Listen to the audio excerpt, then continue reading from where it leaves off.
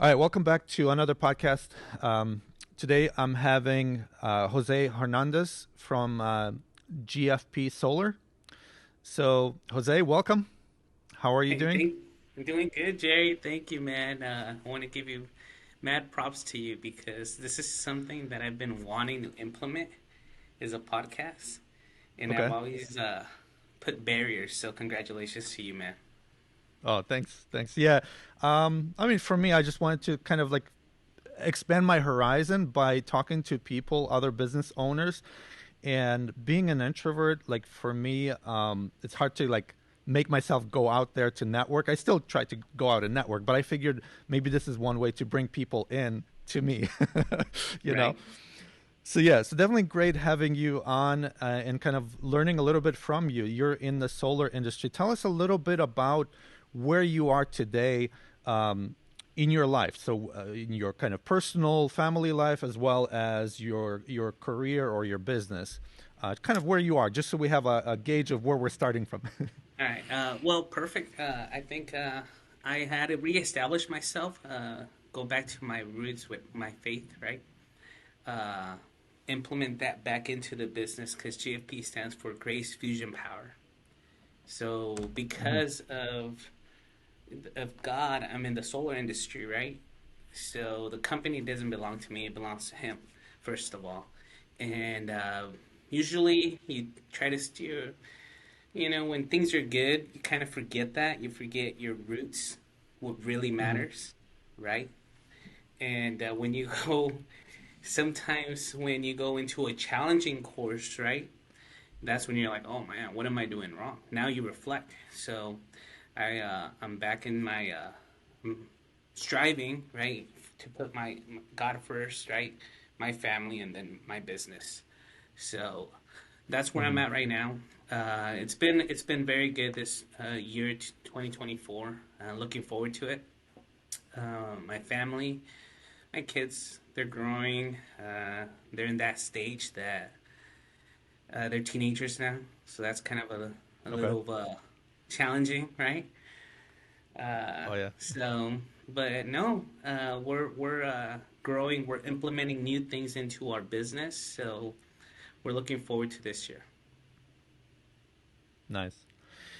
So again, with guests that I bring on for the first time, I usually kind of explore their story. So going back to you and when you were younger, when you were in like middle school or high school, um, who were you? What were you like? What was your personality? What was your circle of friends? So, going into my childhood, right? I came from a very humble beginning, and I never forget that because I think that's what makes me the man I am today. hmm And I'm thankful for that. I'm thankful for my parents for the ability for them to bring me to the U.S. when I was a little kid, right? So I came to the U.S. when I was 4, back in 84, 88. I'm sorry, I was born in 84. So in 88, I crossed the border hmm illegally. As much people don't want to hear that, but I did. I was 4 years old, and I came through San Luis underneath the fence, right? And I still remember to this day as if it was yesterday. I played in a park for 30 minutes, and then I went to a grocery store, and then we went to California. 2 years later, we moved to Arizona because times were tough over in California. It was during the Compton riots, and I saw all this. And I hmm saw that the National Guard came in and they implemented martial law. At this point, I think I was 6. So all I saw was men in uniform protecting us. And I'm asking my mom and hmm dad, I was like, why are we doing this to our city, right? Looting, vandalizing, burning, stealing. I wasn't used to that. I was scared. But I do remember them saying, okay, well, they're going to protect us. So at that time, hmm right, going back to my very humble beginning, I didn't have anything. I didn't have much to offer, but I knew I wanted to help these men with uniform. So I asked my mom, can we give them something? Well, during that period with the Compton riots, there was no work being done, martial law, everyone had to be stayed inside, so all we had was beans and Pepsi, right? So hmm my mom made some bean burritos and a 6 pack of Pepsi. That's the last 6 pack we had. So we went over to them. to the soldiers, right? And we asked, it was my dad, my brother, and myself, hey, can you guys have this? We don't have much, but we want to feed you. And they brought over Uh-huh. their lieutenant at the time, the enlisted soldiers. And they said, absolutely. And from there on, I felt like I had a need to serve my country or pay it back to the U.S., to this wonderful country that's full of Mm-hmm. opportunities. So when I was young, right, we're in Arizona, and I think this is where I established the whole entrepreneur vision or knew how to provide a service in return for a compensation. Mm-hmm. So I was 7 years old and we didn't have money, right? My parents, it was single income. That was one of the stipulations in America is go through the proper cables. Yes, we came illegally, however, my parents, no adult could work until we had our green card, right, or work permit. That took 10 years of probation. Wow. So for 10 years, we were living on a single income family of six, minimum wage. My dad would make minimum wage as a dishwasher.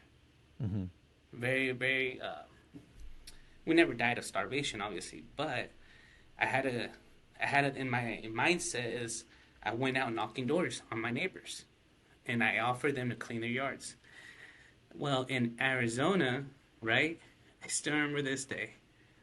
We landed 3 gigs on that weekend. So I got my brother, right? I found the jobs and I got my brother. I was like, hey, we got work. Let's go clean these yards. They back in the 1990s, the landscaping was lava rock. Okay. Pulling weeds from lava rock was terrible. I still remember my knuckles were bleeding, right? But Wow. we got compensated.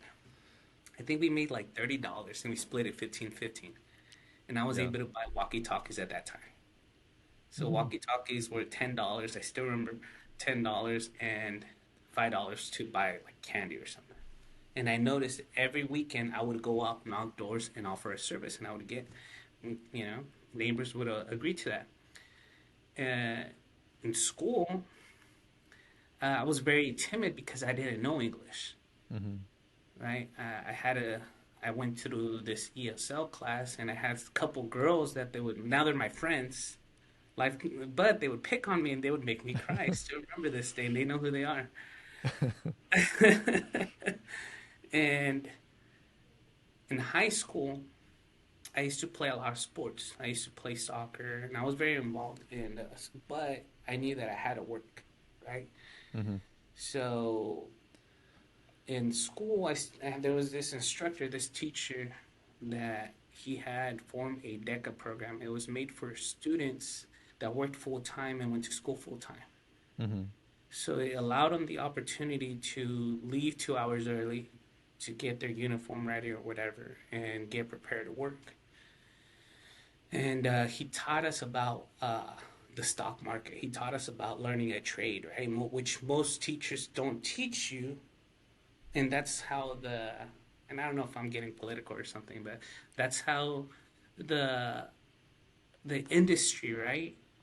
And the education industry is built on that is go to college, go 4 years, go do 8 years, and get a good job, right? A Yeah. wife and a dog and a half, a kid and a half, right? Get a whatever.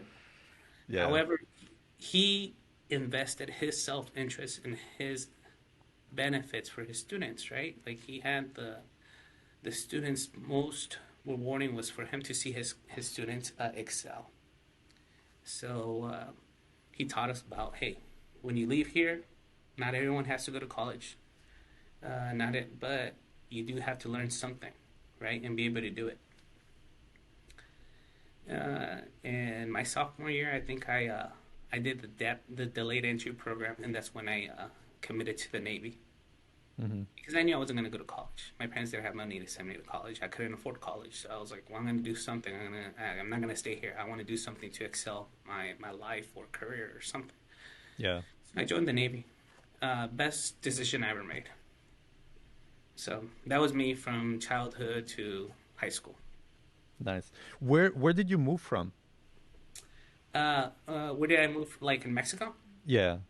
So I was born in Guadalajara, and then my parents didn't see a future for us there. My dad, he was already working in the U.S., right? Because he used to work in the farm fields. So my dad Okay. was a resident. He got his visa through the farm workers amnesty, Okay.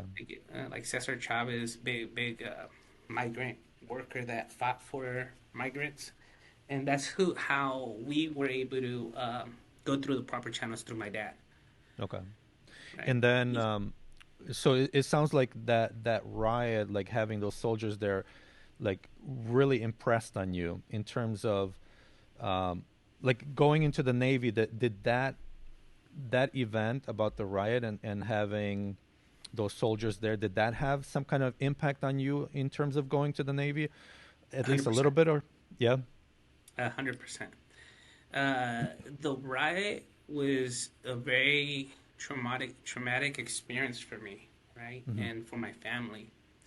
I didn't understand why we were doing this, right? Because it was blacks, Asians, and Hispanics, Latinos. It was mainly a lot of blacks and Mexicans. And I'm looking at my dad. I was like, "Why? Why are we doing this? Like, I don't understand. My mind couldn't comprehend. Like, why do we keep doing this?" And it Mm-hmm. didn't stop until martial law got implemented. And when the troops came in, that's when I saw. I was like, "Well, they're here to protect us, right?" And I think that's when I learned what being to serve others was, Mm-hmm. and how important that is in my life, and what I implement in my children as well. That life doesn't revolve around you. It revolves around the service you provide to others and how you can help someone without your, you know, beneficial self gain. Yeah. Yeah. And then during that time, during high school, were you mentioned you didn't know English, so that was kind of a hindrance in terms of like social circles. But were you more of an extrovert or introvert? Because it seems like when you were going out and door knocking, you didn't, you weren't like, oh, I'm an introvert, I'm not gonna do this. Like it seemed like there was a necessity and you did it. But are you an introvert or are you an extrovert? Most people would say I'm an extrovert. Okay. Yeah. Okay. So you get recharged around people by talking to Yes. people and so on. Yeah. Yes. Okay. And so did that, being an extrovert, do you feel like that kind of opened up your circle within high school, like where you had more friends and that kind of thing? Yes. In high school, I didn't know English when I was a little kid because we moved out here. Yeah. In the first 2 years in California, all the teachers, even though it was a U.S. educational facility, right, elementary school, they still Hmm. spoke Spanish Oh, because 95% of the population was Mexican okay. and blacks, right? Well, blacks and Mexicans they get along because they both I don't know. Uh, and in high school, I by this time I know English now, right? I think at sixth grade I picked it up quite well. Hmm. And but in high school, yes, I had friends. I had lots of. I was able to associate with other students, whether it didn't matter their race, right? It was just Yeah. I was into sports, so that's who I hung out with. In high school, I did have a challenging time with my own race Hmm. because they frowned upon me because I wasn't part of them. I wasn't game banging. That's and I try to stay away from that.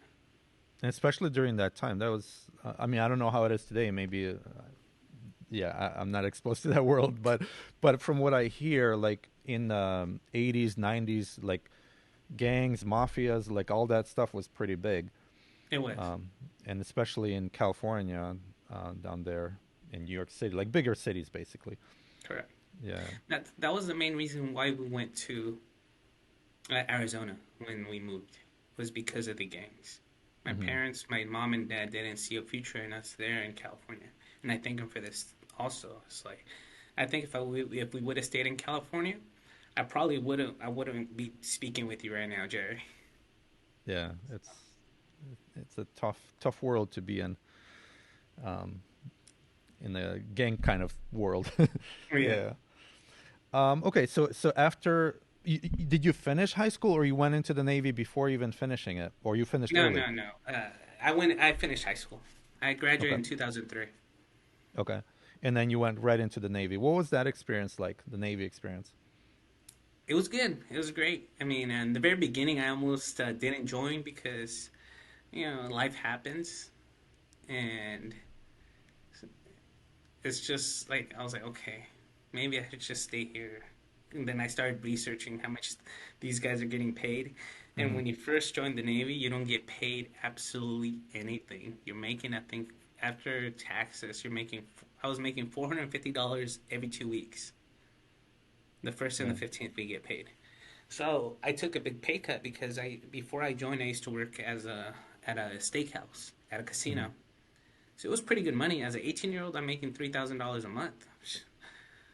Yeah. I'm thinking, I'm like, well, why am I doing this when? But it was good. I enjoyed it. I enjoyed every moment in my military career. What was the year you went into the Navy? You said 2003, 2000, yeah, 2003. Okay. 2004, January When 14th, 2004. Desert Storm, that was before that, right? Yes. Okay. So then we kind of got involved as a U.S. In Afghanistan. No, that was after. That was um, I'm mixing my wars. I No, think so in we did. We 91, wasn't it 91 was Desert Storm? 91 was Desert Storm. Iraqi Freedom, right? Was 2000 went after they hit the towers, right? After September 11th. Right, right. So that's what I was. So 2001, and you were there in 2003. So yeah. So we were in Afghanistan and In Iraq and Iraq. all over the place. Correct. Did you have to go out there? Did you Yes, like I think fly? my first tour. So once I joined the Navy, right? Hmm. I joined the Navy and I went through all my training. It was like 2 years of training that we have to go through because I used to fly in an airplane in a P3 now P8, right? Anti-submarine warfare, like reconnaissance. Okay. And once I finished training, it was 2006, I think, when I met out my first squadron at VP 45, right? And we were stationed out in Qatar, and we did Hmm. missions overland Iraq and Afghanistan during there in Africa, Djibouti.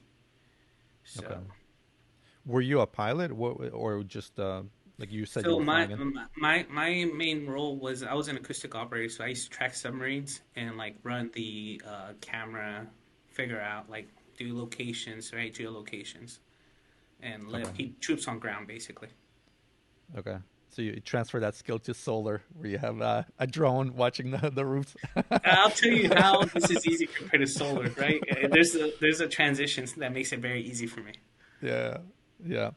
Um, yeah. So and right now we're kind of like in that area again as U.S. right? Like with the Houthis or whatever Yeah, however they're pronounced. Um, Houthis. yeah. So it's interesting how the world kind of repeats itself, history. Um, so you spent what, like 4 years, or how many years did you spend in the Navy?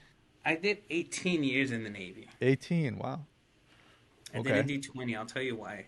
I didn't do 20 back in the. But everything happens for a reason, I believe. Yeah. So continue with your story. Like you started in the Navy, and then how did things go? And Well, yeah. in the Navy was great. The Navy was great. I learned a lot. I had a lot, traveled the world. Um, a lot of opportunities to grow as an individual, right, and as a person, and then Hmm. as a leader too. Because most of the techniques or structure that I had while serving in the U.S. in the military, I transferred that into my business. Hmm. Right? Is in the Navy we have three core values, right? Honor, courage, commitment, and it has to stick to you, right? You hear this. I've heard this for 18 years. Obviously, I had to take something and implement it into what I do normal, right? Hmm. The only thing I wish is that so I had a very successful tour. My first squadron, VP 45. I had a lot of leaders, right? I met a lot of great people that made an impact in my life, who I am today, right? We had this senior chief Smith. when I first met him, he was a first class. This big black guy, right? And he was all about taking care of his sailors, his people. Mm-hmm. And he was the epitome of what it means to be a leader. He didn't matter what color you were. He didn't matter where you came from. If you were his AW, he made sure that he took care of you. And he was also tough love. Like, if you messed up, because in the military we do a lot of partying, right? So we're knuckleheads. And he would make you assume the consequences and own it, right? And that was one of the things I loved about him, is that good or bad, he's always going to say, all right, you know what? You messed up. I got your back, though. You did good. Now you're going to get compensated. Yeah. There was another guy. There's lots of people to name, right? We'd be here forever. But that's not about that. It's just a lot of great leadership that I had. So you learned a lot of things, not only kind of hard skills, technical skills, but soft skills like leadership, communication, things like that. Correct. Over there. So you were in the Navy for 18 years. What was, you mentioned you didn't stay for 20 years. What was the reason for that? So this was, I don't want to blame other people, right? Because at the end of the day, you gotta, there's a reason why things happen. So I truly believe, right? In the military, I would always strive, right, to be the best or do the best I can at the position that I'm placed, right? Any leadership or anything.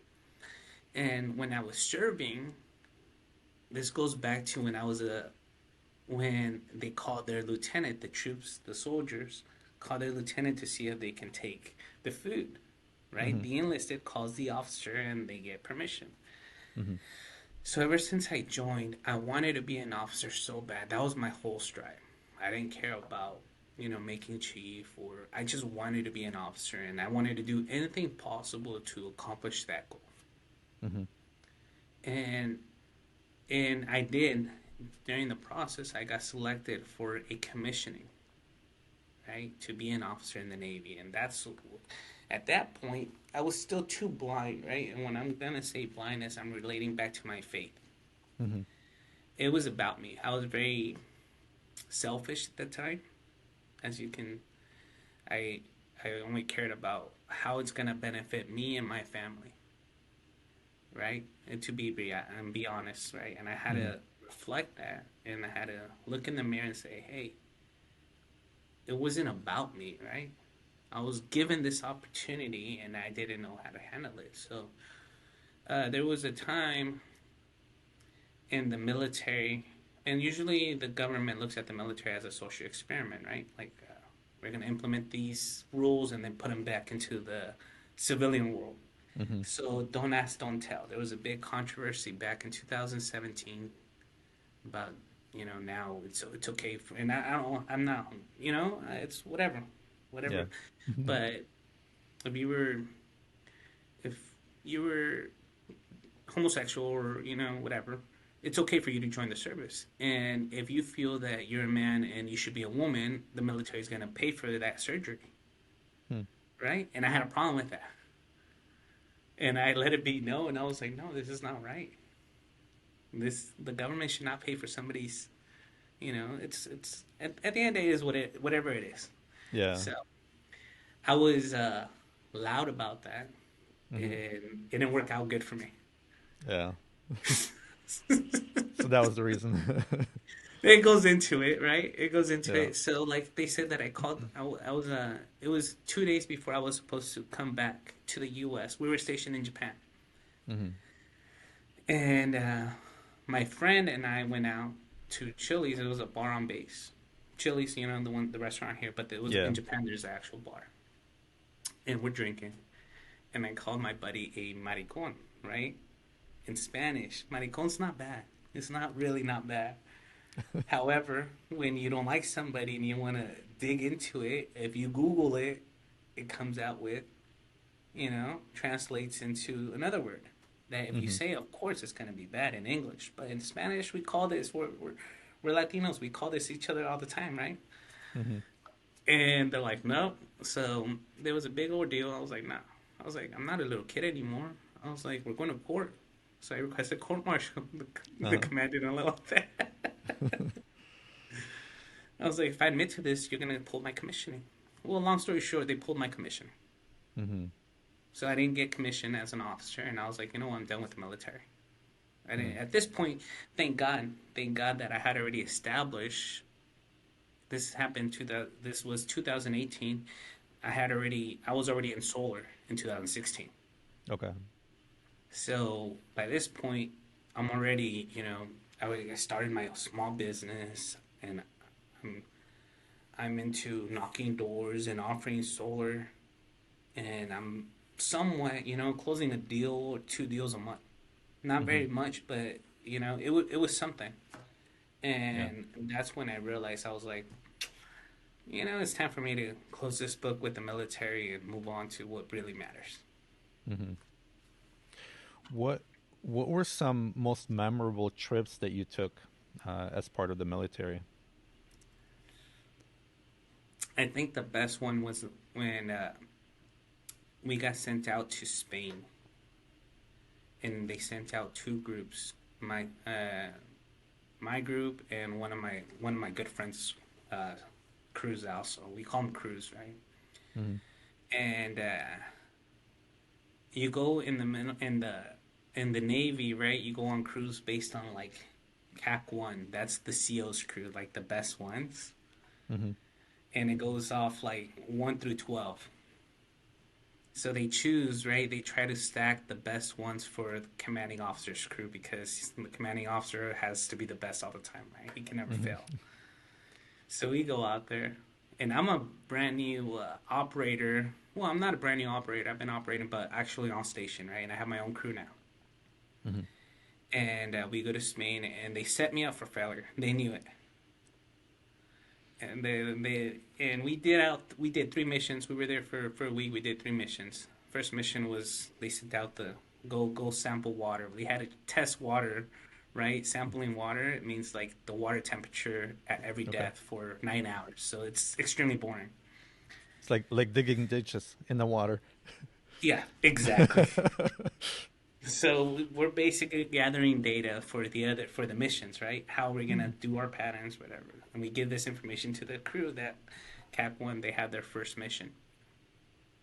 They go out there, no contact. They couldn't find the submarine. Hmm. Perfect water, perfect environment, no. They send me knowing that I'm not. I'm going through the straits, right? The Straits of Gibraltar. Is it the one between France and England, It's or no, it's some more? Africa and Spain. Yeah, that's what I meant. Sorry. That England. There little like is strip there that people like exactly. swim. There's a channel or whatever that people try to swim like by themselves through and stuff. Yes, the Okay. the the rock is actually does belong to England. You're right. Yes, but Okay. yeah, Africa and England. But a lot of shipping containers go through there. That's the primary right port of entry. Mm-hmm. And so submarines, it's a big piece of metal in the water. Shipping containers are huge, right? Mm-hmm. So we're using sound. Imagine how much sound that's in the water. That's transducing, and we're out there and we're trying to find this submarine, and I get this like spec, Uh-huh. and I'm like, oh, I think I got contact. And I look at my sensor three, which is he's a warrant officer, great man, Mm-hmm. Duca, Sammy Duca, and I look at him, I was like, Sam, I think I got contact. He's like, call it.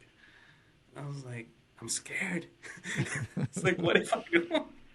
He's like, you know what, Jose? Sometimes you just gotta put it on the line. If it gets chopped, it gets chopped. So I was like, all right. He's like, I got you. I got your back, man. Because he was Mm-hmm. senior to me. So I was like, all right. So I call it. And we go in, and we get contact right away. Mm-hmm. Right? And in the submarine world, it's three contacts. It's three sensors, right? Passive is natural sound. Active, we send a ping in the water, and then the third one is he actually got a mad, right? Like he detected an anomaly in the water. Mm-hmm. All three contacts we did, and we did the attack, and he comes up. He's like, "You guys got us." And was looking at me like, "How'd you do it?" I was like, "Oh no," but I feel great. Yeah. Yeah. So like So now the other guys couldn't find him, but you found they him. did it. Yeah, we Yeah. found him. Yeah. Nice. Yeah, That's it cool. was good. I think that was one of my biggest six. I'm always gonna remember that, and I still talk about it to this day. Yeah. What are some unique things about the Navy that most people don't know anything about? So the Navy is gonna you're gonna get what you put into it, right? So if you and I think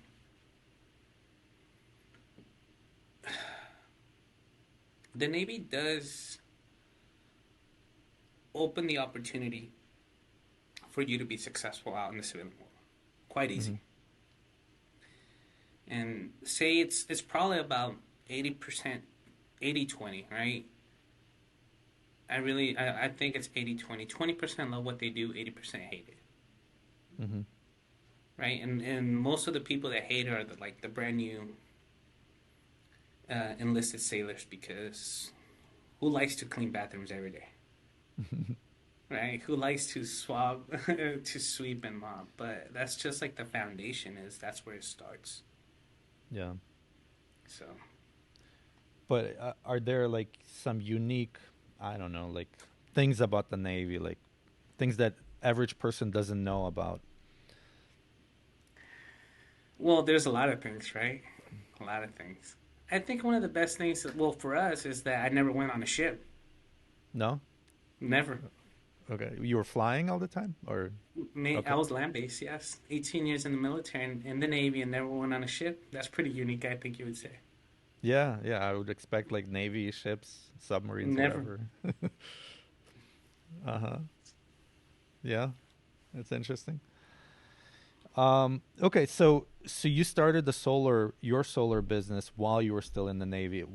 How did you come about starting it? Like what made you decide that you wanted to start solar business? So in 2016, right? Solar was so. If you go back into solar, right? Solar got big in 2008 when when the market crashed. Mm-hmm. That's when it boomed. And in 2016, there was a law that got lifted in Florida on homeowners going solar.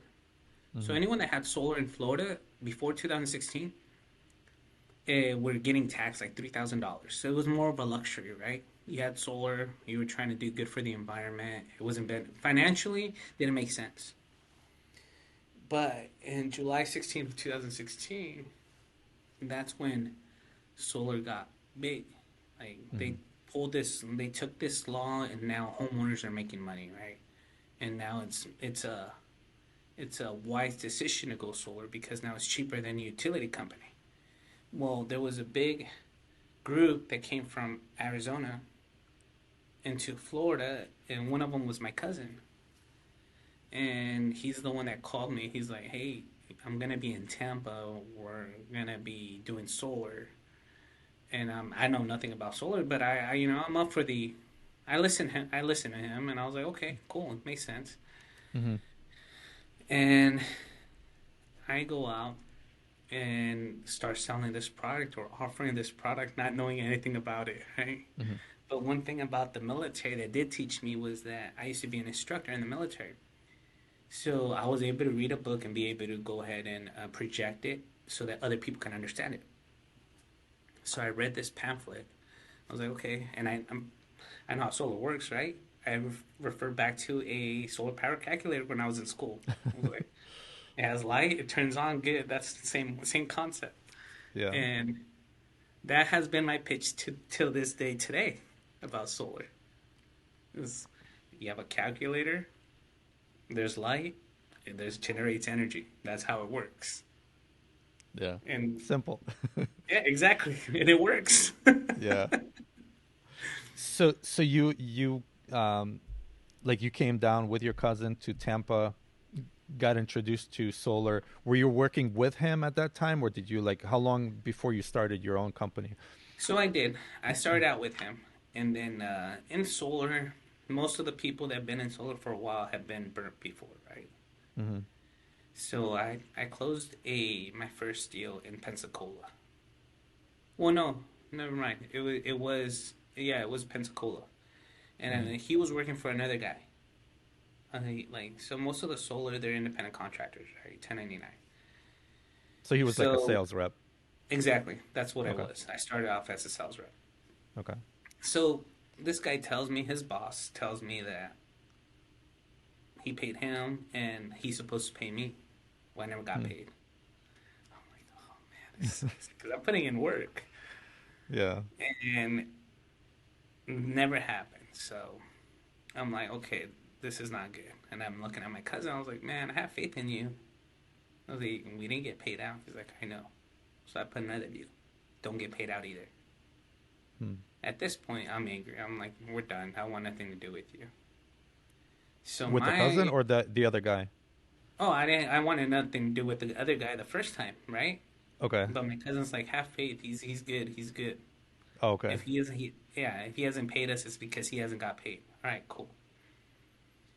So I put in another deal with my cousin. This time I was like, all right, he doesn't pay me again. I'm like, all right, we're done. Right? This is not Yeah. good. And I this is when I got smart. I was like, well, if this guy is, like, what makes him different than me? So I went to I called up the finance company. At this time, it was I still remember my rep. His name was Johnny. Johnny, how many solar companies is there in Florida that use your finance? Hmm. He's like, he gives me three people. So I email all these three owners, right? And I was like, hey, I introduced myself. Hey, I'm a active duty military vet. I've been able to promote solar. I'm in Jacksonville, Florida, and Pensacola. I would like to go ahead and establish a partnership and collaborate with you. I get one response, like, Hmm. sure. They put me in contact with their sales associate, right? He Hmm. sends me, he onboards me. I close my first deal by myself, Hmm. right? So I'm like ecstatic. At this point, I didn't know, how much you could make or what the possibilities were. Yeah. And I think I got paid out like $2,200. And I look at it, I was like, man, this is a lot of money for only 8 hours of work. If you think about it from beginning to end, how much I spent, how much time I invested with this client, it was only 8 hours. Just Yeah. keeping up once a week. Hey, how you doing? Blah, blah, blah. And that's when I sent my cousin, I sent him $500 out of nowhere. He calls me back instantly. I Zelled him $500. I was like, hey man, I was like, this is what I believe that, you should be given. You introduced me to this. There is a possibility. I thank you. And he couldn't believe it. He's like, you don't have to do that. I was like, I know. I was like, but I believe in you. And thank you, right? Because of him, I got into solar. Hmm. And I think that's when you and I met, Jerry. We were in Tampa. We went to this convention. Yeah, that was 2019. 2019? I think that's Okay. I think that's what it was. Summer of 2019 Yeah. or Was it? yeah. Yeah, I think it was 2019. So at this point, now it's 2018, so I'm on my own, right? GFP's on their own. Hmm. And we're doing good things. And I'm able to, like, recruit other sales reps, other people to come work for me, right? And come promote GFP and give them the opportunity for them to make money. And Hmm. obviously, just like anything, and you have your team, right? You build your sales team, and I took a small portion of it, but I gave them all the tools. I made sure that they were successful, and that's where I go back into the military. In the military, I was able to write a curriculum, right? Hmm. Write a training plan, for example, and be able to teach others so that they can go ahead and present it to whoever they have to present it to so that they can understand it. Yeah. So that's what was good with me. So you started GFP 2018, or you said 2016, or 2016 is when you got into solar, or 2016 is when you started your company? 2016 is when I got into solar. Okay, and 2018 when you started. Exactly. And at that time, did you start it as your own company or with your cousin? I started as my own company, but we merged together. So he Okay. had his company in Arizona, and I Hmm. had my company, and we both we made it so that we're able to offer multiple services. Because you were in Jacksonville, I was. right, at that time. Yes. Okay. So what was it like working with your cousin? It was good. Yeah. We had differences. There was a difference in visions Okay. because Yeah. we Usually. weren't gonna. Yeah. Go ahead. Exactly. We had different goals and different priorities. Usually, like when people partner up on things, like in the beginning it goes well. It's like everybody wants to do great, but then like each person's nuances, or like you mentioned, like one person has a vision or of doing moving the company in one direction, another person in another direction. So was it hard to have a single kind of vision, or what was that like? The vision, I bought off on the vision when for the most part. Hmm. It was after the Tampa trip that him and I parted ways. Okay. Is it And I something you can probably, share as far as like why you parted ways oh yeah, in absolutely, it general doesn't terms? matter. No, Yeah. so uh, during Tampa, he mentions to me that he opened an office. We had already an office in Vegas, right? That was our first office, Hmm. and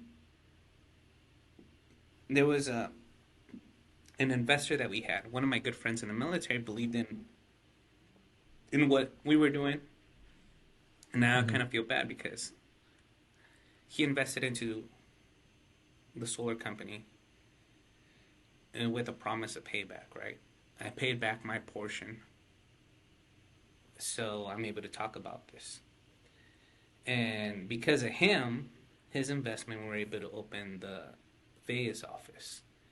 Hmm. 6 months pass now happens the he starts getting technical like, oh well, I need to get more money because I'm going out to Texas. I'm driving back and forth to Vegas from Arizona. Cool, I respect that. You should be compensated for that. So now there comes things like, well, now you're only going to be taking this part. I was like, whoa, we're partners, and now you're gonna say that you're gonna take 70% of the profits. Doesn't We're not here to take profits. We're here to invest again, right? Hmm. And that's when things started getting rough. Is I think money gets in between people, and that's what blinds them. Hmm. And during that trip to Tampa, I found out that he signed the lease in two other two other offices without letting me know. Hmm. And when I found that out, I let it because obviously, it wasn't the best time for us to bring this up until I asked him. I was like, "Hey, what's this about that you open up these offices?" And he tries to say, "Oh, you're not there. I'm always talking to the guys. They want their own home." Blah. I was like, "Okay, you couldn't have told me, or you couldn't." He's like, "I just had to pull the trigger." I was like, "So you made that choice on your own, period. Basically, you're the this is your company. This is your cool." I was like, Hmm. "All right." And him and I parted ways, which, like in solar, I found out how much I was worth to him, right? Like my value to him, Hmm. which is not very much, but it is what it is. And go ahead, Jerry. No, I was going to go in a different direction, but you had a thought, so just go ahead and finish your thought. And now it came out for the best, right? Hmm. Like I figured out what really mattered, and now I have the choice to do my vision and Yeah. implement my principles into my company without anyone saying anything. Yeah. What I was going to ask, or kind of get on the topic of, is whether it's partnership or whether it's even like you have a single owner, but you have, let's say, a star sales rep or somebody who's really good within your company. But then it seems like if if I don't know if it's the culture, if it's the connection between owner and other people within the company, I see a lot of like sales reps going out starting their own companies. What do you think is what do you think is the driver for that? Is it more like, well, are they feeling like they're doing all the work, so they're like, might as well have my own company to do it, or is there more to it? So being from, and I've experienced every level, right? Hmm. Uh, Sales reps that start their own company, I never frown upon. I actually encourage it. I was like, hey, if you think you can go out there and do better things on your own, more power to you. The only thing I will request from you is give me a solid year. If I train you and I equip you with the tools you need and the knowledge, right? And most importantly, is the knowledge you need to excel. Give me a full year. After a full year, you can go ahead and do whatever you want. Now, Hmm. if you're just gonna be here and I train you for 6 months, I invest this time, and then you leave, that's when I have an issue, Yeah. right? It's the intellectual property that you invest into somebody. I think that's the biggest factor. Now, if it's due to my lack of leadership, then I can't blame you, right? Because I look at myself all the time as like, could I have done better? You can always do better, Right. right? But did you invest? Did you generally invest time into their success? If you say yes, then yes. That's what I would hold people accountable. Hmm. And Did you most. Go ahead, Jared. no, did you experience like people leaving and starting their own company? Yes. And Yeah. what was that like, and how are they doing now?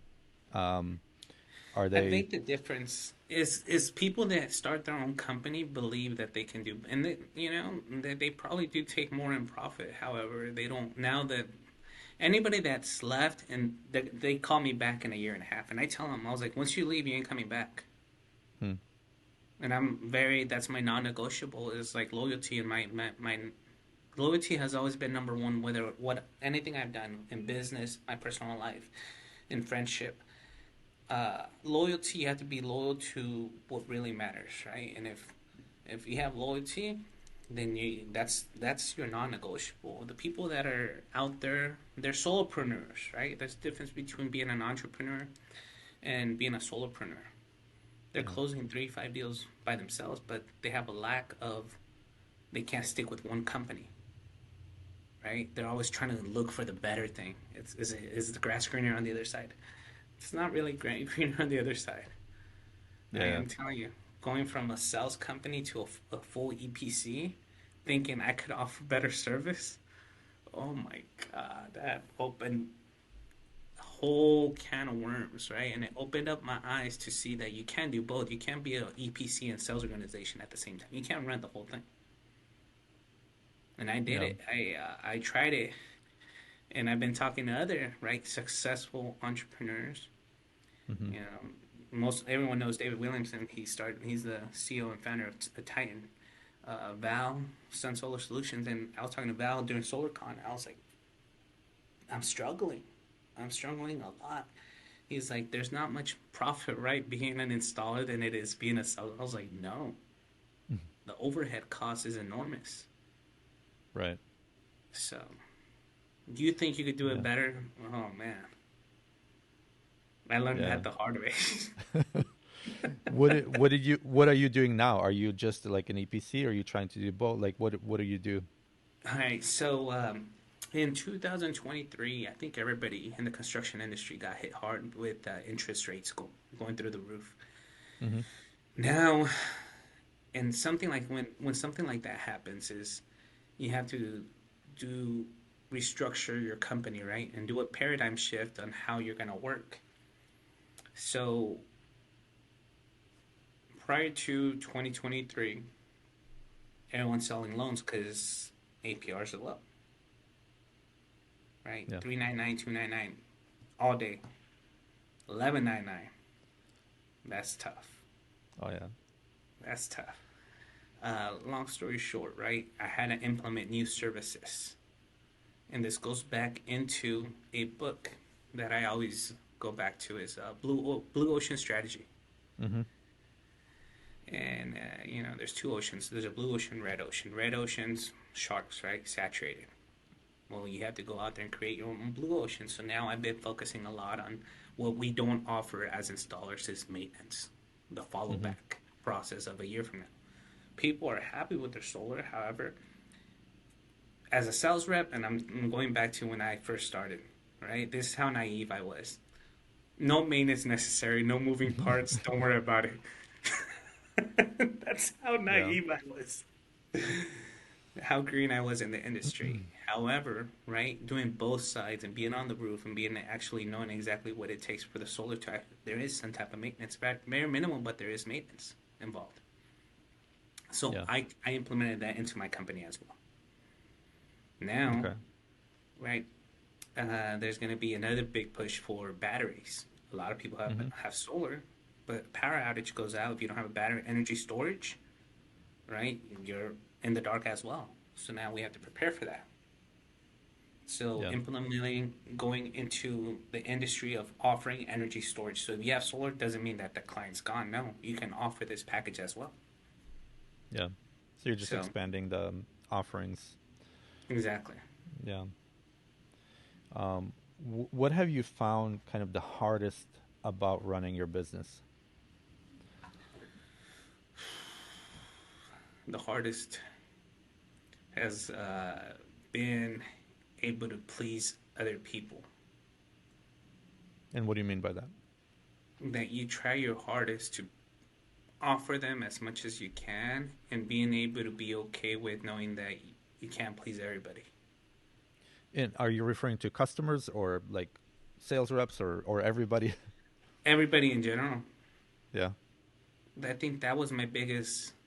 I will sleep out of this, right? With clients, um, sales reps, or just my personal life. It's like I'm trying to please everybody and it's not happening.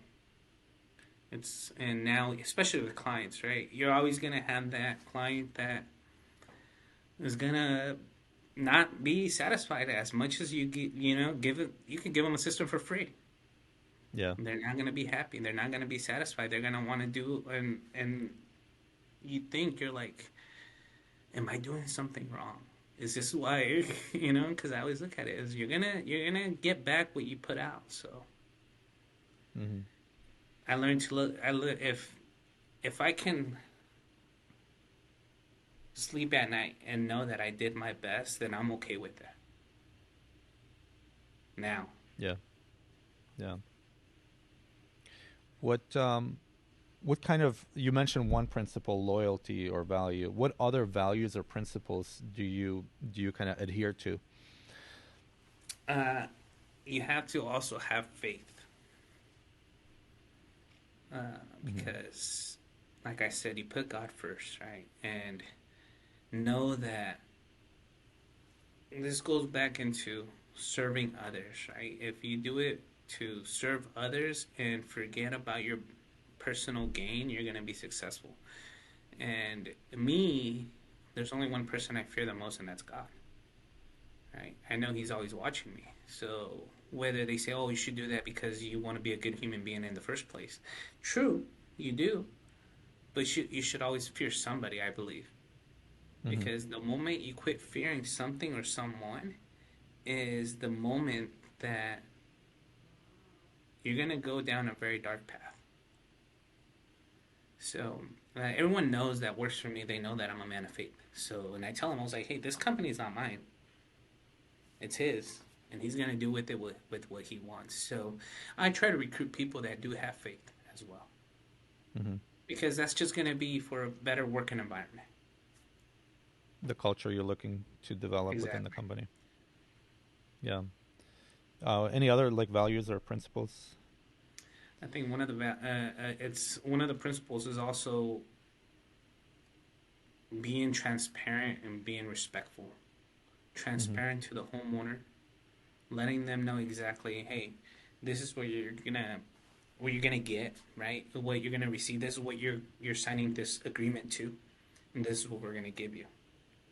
If if we're not transparent in that, then we go through. It's gonna find everyone's gonna find out. Period. Right. Yeah. Um, and then respect with one another is don't compete. Don't think that you're better than someone else because you're doing you're the best thing since sliced bread for the past 6 months. Right? That's what you get paid for, right? So at the end of the day, like if I can sit on the couch all day, if I'm not out there trying to meet people or get new clients, then what's it matter, Yeah. right? So, competing, some competition is correct, is good. However, know that the only competition is yourself, Yeah. right? Improve yourself, get better. Exactly.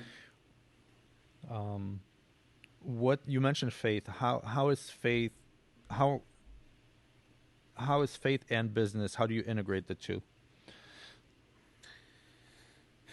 So, faith is number one, right? And I said it's my faith, my family, and my business.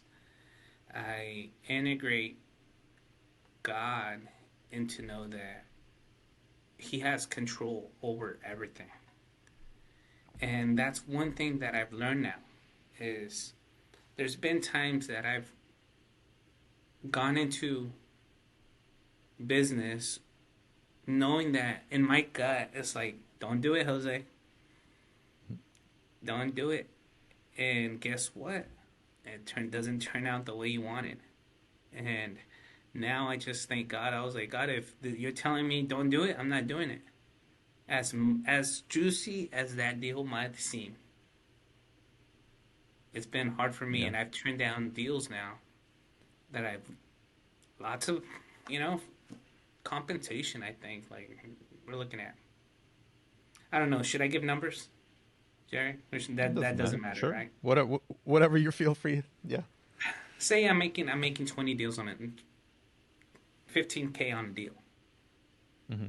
but I have a gut feeling I shouldn't go into it, and I do it anyways. I used to do it anyways, and it Hmm. always turned out that those 15K turned out to 30K on minus my end. Yeah. So Yeah, and now, that's what sometimes we don't like see the negative side of it. We just look at the positive, but without that kind of gut feeling or intuition or whatever you want to call it, connection with God, then yeah, yeah, I definitely understand that. so Yeah, I mean, I've had customers likewise, like where, it's a big ticket item on the top line, but when you're done with the project, there's no profit. There's a negative. Like you've basically paid for somebody to do the project for them. correct. Yeah. Um, what how do you go about recruiting people? Do you recruit people? Do people come to you? Like, how do you find good sales reps, good crews? So um, stay away from LinkedIn. Stay away from Indeed. Indeed, Yeah. especially, right? Uh, Yeah. if someone's unemployed, they're unemployed for a reason. I spent a lot of Yeah. money in Indeed. Hmm. I spent a lot of money in LinkedIn. I spent a lot of money like recruiting, right? I think the other one is like Windows something. I don't know, but most people think that I'm gonna and they give you these 20 possible recruits or possible sales agents, right? None Hmm. of them work. None of them work. The reason why they're unemployed. Let's move on to the next one. Uh, I recruit with. I look at bartenders. Hmm. I recruit within. If I get great service at a restaurant, right? And most importantly, this is going to be key for you, Jerry, is Uber. I Uber a lot. Oh yeah.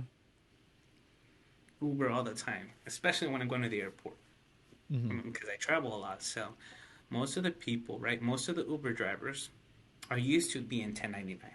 They're used to Hmm. getting commission only. And when you take an Uber, most drivers are going to ask you, "What do you do?" Yeah. And they want to talk, right? And that's why they're Ubers because they're they're introverts and they're extroverts. I'm sorry, they're Extroverts. extroverts. Yeah. Yeah. All right, so no, most Uber drivers they're gonna ask you, "Hey, what do you do?" And I tell them, I was like, "Hey, I'm in the solar industry." Oh, okay. I don't tell them I'm the owner. I just tell them I work in the solar industry. Oh, how do Yeah. you like it? I was like, "Oh, it's great, man. You know, it's the same thing you do. If you don't drive, you don't get paid." Solar, you Yeah. don't knock doors, you don't get paid. Right. And that's where most of them come from. Hmm. I was like, you can pitch solar to the person that you're picking up at the airport. If they're homeowners, you drop them off at their house, they don't have solar, ask them, hey, I do solar. And would you like to save money? You look like a smart person, you know? Yeah. Strike a conversation. I gotta That's get out Uber more. that. You know who also has been real good? Like I've been having a lot of connections with. It's like I think I had three pastors at one Hmm. time. Three pastors that would promote solar because they believe in it. You know, Yeah. where do we get solar? Where do we get sun from? God. God gave us this infinite power. Why not harvest it? Right. Yeah. Yeah. That works. Throughout your years, like from high school to now, what have you learned about money management? I'm always learning. One thing is I think accounting. Just Hmm. because the company made 200,000 doesn't mean you have 200,000, right? So knowing how to manage it and how to invest it. I did go. 2003 was a terrible year for me. Terrible year. So 2003 was, I think we closed like I did 5 installs that year. It was Hmm. rough because I had so much overhead, and I went to 2003 thinking it was gonna be like 2022, and now it taught me that hey, if you're doing well, you have to put money aside for rough times. So Right. yeah, Yeah. So put this money year, aside and yeah, count your numbers to make sure you know what you got. exactly. Just because you have a Yeah. stellar year last year doesn't mean you're gonna have it this year. That's the goal, is to double it. Didn't work out that way. Yeah. Yeah. What about your personal health? Like, what do you do to stay in shape, eat right, take care of your body? Like, any particulars, habits or things you do? So recently, right? Obviously, when I left the military, I found out I was diabetic, so I had to lose a lot of weight. Right, Hmm. so I have to at least you have to at least walk. I still will door knock. I love that. I'm not never gonna give that up. I love door knocking. I love showing other people, hey, if I'm gonna be out there, I expect you to do it. It's by leadership and be the first one out there. Hmm. I have to eat healthy. I can't be eating junk food all the time, and I have to be conscious that if you can have money, but if you don't have health, you ain't gonna have anything. Yeah. Yeah. And what have you kind of, as far as family dynamic, um, what advice would you give in terms of, um, like making sure your family is taken care of, like between you and your wife and your kids, while you're running your business, like the whole work life balance? Like in my opinion, there's no such thing, but but how do you It, it, handle that? so one of I'm very blessed, and my wife, she's my cornerstone, right? She's my pillar, my rock. And knowing that she takes care of the kids is allows me to be out in the field and be successful, to provide for them. Because Mm-hmm. work life balance, I didn't have any when I was in the military. However, owning my own company and running a business, I've learned that it's a lot better because now I can have her help me out with some of the stuff I can't do, like permitting. Right? Hey, go to the county, go to the city, and pull these permits. Get her involved so that she constantly knows what I'm doing. Communication. Mm-hmm. So she's part of your business, like she's helping you out with certain business tasks. Correct. Yeah. Um, yeah, and I mean, with my wife, she's my bookkeeper basically. Takes care of all the Mine too. numbers and everything. Absolutely. Yeah. So what is it like working with your wife in the work and dynamic kind of a thing? Like, what's that like for you? We've learned it's a learning experience every day. It was terrible in the beginning Yeah. because obviously they want to be the boss, and you're like, well, you let them. I was like, but it doesn't work that way. Like, just uh, so just communications. Like, hey, if we do this the way you want to, this is the result that's gonna happen. So, and they understand. And she Yeah. understands. So, So like working through things, communicating. Exactly. Yeah. Collaborating together. Yeah. What's your social circle like today? Like, do you find yourself interacting with a lot of people outside of company and family, or are you more kind of like focused on the company, business, and family? Like, what's it like for you? Now it's family then business. Mm-hmm. I had to learn that. I had to Anything learn. like friends outside of family and business? I have friends, so here's a tip for you. When you want to get, when you want to see who your true friends are, tell them that you're broke. Mm-hmm. Tell everybody you're broke, and then you'll see who your friends are. And see who sticks around. Yeah, it's a good tip. Um, yeah. So as far as your business right now, you're in Arizona. Is I that right? am, yes, Arizona, And and are you I still still do doing business things in Florida. in Florida, like Jacksonville area or all over Florida? Correct. I focus in Jacksonville, Orlando, and Tampa. Okay. I'm doing So a lot of tell us a battery little bit more. installations. Yeah, tell us a little bit more about the your company, what you offer, what areas you cover, like whatever you want to promote about your company. Okay. So we obviously we're a solar installation company.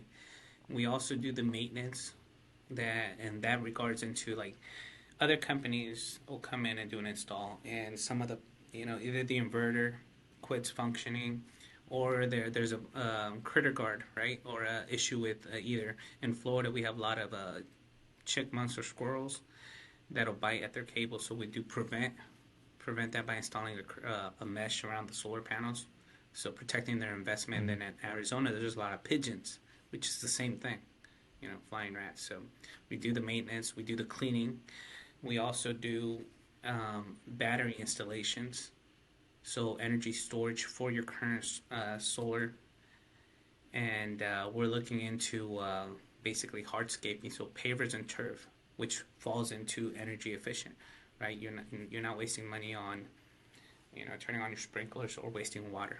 So Mm-hmm. yeah. Okay. And actually, a question for you about like having multiple locations. How do you deal with managing all of those locations? You have a key person in each one, or like what do you do?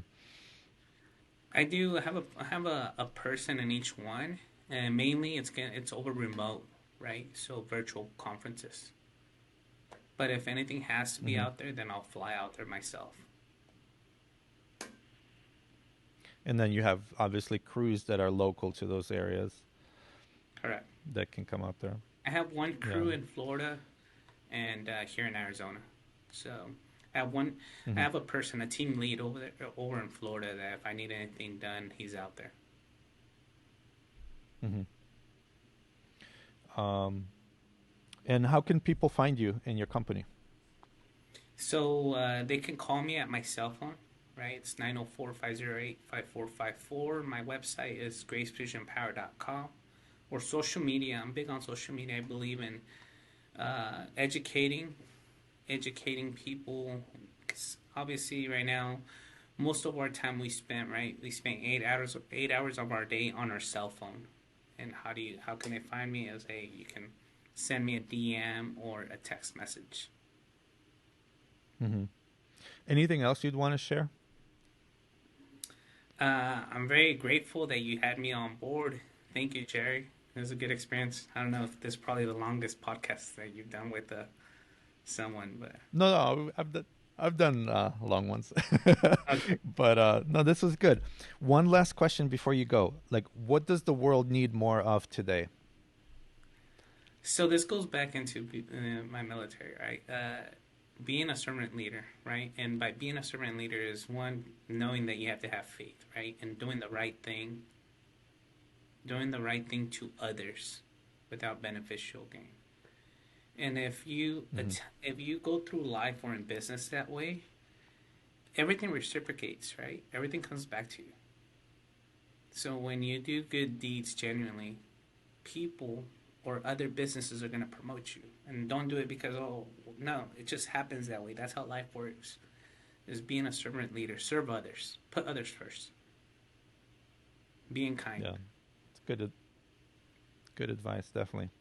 Well, Jose, thank you for joining me here, and in the future we can definitely jump on, and if you're up for it, and talk about more solar or other ideas or other topics, that would be good. Love it. Thank you very much, Yep. Jerry. Appreciate it. All right. Yep. Thank you.